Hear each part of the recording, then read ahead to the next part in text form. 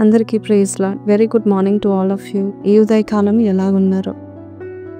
మా ప్రతి బిల్స్ ఎవరు చూసుకుంటారు? చాలా ఖర్చులు ఉన్నాయి, కమిట్మెంట్స్ ఉన్నాయి అని అనుకుంటున్నారా? ఈరోజు దేవుడు మనకి ఆదికాండము 9వ అధ్యాయము 2వ వచనం నుంచి చక్కటి వాగ్దానం చెప్తాను. మీ భయమును, మీ బెదరును అడవి జంతువులన్నిటికీ, ఆకాశ పక్షులన్నిటికీ, నేల మీద ప్రాకు ప్రతి పురుగులకు, సముద్రపు చేపలన్నిటికీ కలుగును. అవి మీ చేతికి అప్పగింపబడి ఉన్నవి. అంతేకాదు, మొదటి వచనంలో దేవుడు నోవాహును దీవించి కుమారులను ఆశీర్వదించి, మీరు ఫలించి అభివృద్ధి పొంది భూమిని నింపుడి. మన ప్రభు చూసారండి, ఈ భూమి సృష్టించి ఈ భూమిని సమస్తం మనకు అప్పగించాడు. నీ జీవితంలో కూడా దేవుడు నిన్ను బహుగా దీవించడానికి ఉద్దేశించి ఈ యొక్క వాగ్దానం ఇస్తూ ఉంటున్నాడు. నోవా కాలంలో నోవా కంటే భక్తులు ఉండవచ్చు, నోవా లాగే భక్తులు ఉండవచ్చు, భక్తులు ఎందరో ఉండొచ్చు, కానీ ఒక కుటుంబమే రక్షింపబడింది. ఎందుకంటే వారు విశ్వాసంతో దేవుని నమ్మారు, నిజంగా దేవుడు ఉన్నాడని నమ్మారు. వర్షం లేని కాలంలో వరదలు వస్తాయంటే ఒక ఓడ కట్టన్నప్పుడు విశ్వాసంతో కట్టారు. నీ జీవితంలో కూడా నీవు ఫలింపు చూడాలంటే, ఆశీర్వాదాలు దేవుడు ఇచ్చే సప్లైను పొందుకోవాలంటే చాలా గొప్ప విశ్వాసం ఉండాలి. బైబిల్ సెలవిస్తుంది, ఇజ్రాయెల్ ప్రజలందరూ ఎర్ర సముద్రాన్ని దాటారు. మీ అందరికీ తెలిసి ఎలా దాటారు? దేవుడు ఎర్ర సముద్రాన్ని చీల్చివేశాడు. ఎర్ర సముద్రం మధ్య నుంచి ఎండిన నేల మీద వెళ్తూ ఉన్నారు. చూడండి, ఒక శాస్త్రవేత్త చెప్తా ఉంటున్నాడు ఏంటంటే, 5 కిలోమీటర్ వరకు అంత వెడల్పు చీల్చితేనే కానీ 12 నుండి 20 లక్షల మంది 500 వరుసలుగా వారందరూ కలిసి వెళ్ళగలుగుతారని చెప్పాడు.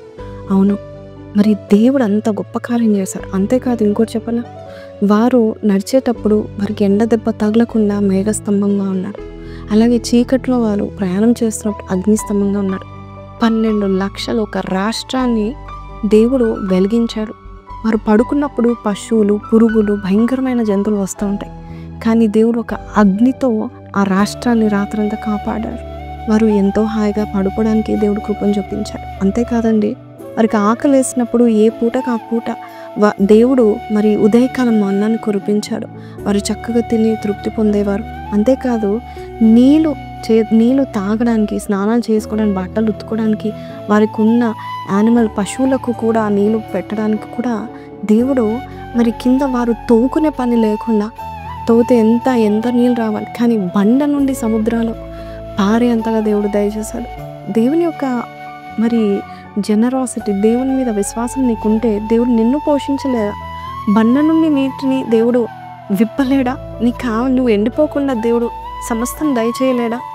మరి అంత గొప్ప దేవుని సేవిస్తున్నావే, విశ్వాసం ఎక్కడుంది? ఈరోజు దేవుడు మనకి చెప్తున్నాడు, ఆదికాండం 9, 1, 2, 3 వచనాలు మనం చూస్తే ప్రతి దానికి నీ మీద భయం పెట్టాను నేను అంటున్నాడు. సృష్టి యావత్ నీకు లోబడుతుందని చెప్తున్నాడు. మరి ఈ సృష్టిలో నా సమస్తము దేవుడు నీకు ఇవ్వడా? ఈరోజు దేవుని యందు భయభక్తులు కలిగి నువ్వు జీవిస్తూ విశ్వాసం ఉంచు. ప్రభు చెప్పింది నువ్వు చేయి, ఖచ్చితంగా దేవుడు నిన్ను ఆదుకుంటాడు. చిన్న ప్రార్థన చేస్తాను, కళ్ళు మూసుకుందామా. పరిశుద్ధుడా, మహోన్నతుడు తండ్రి, బిడ్డలు ఏ విషయంలో అయితే బాధ నొందుతున్నారు, ఏ విషయంలో భయం కలిగిస్తున్నారు, ఏ విషయంలో నైనా బిల్స్ కట్టాలని నైనా ఎంతో భయపడుతున్నారు, వారికి నువ్వు చెప్పిన ఈ మాట బట్టి నీకు వందనాలు నాయనా.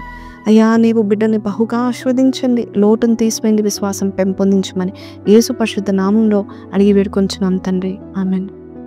సో ప్రైజ్ లార్డ్ అండి. విన్నాం కదా, దేవుడు మన పట్ల ఉన్న ఉదార స్వభావం కలిగి ఉన్నాడు. కాబట్టి ఈరోజు ఈ వాగ్దానం ద్వారా దేవుడు మీతో మాట్లాడితే కింద కమెంట్లో God is generous to me, his blessings are overflowing అని పెట్టండి. May God bless you. Have a blessed day. Praise lord.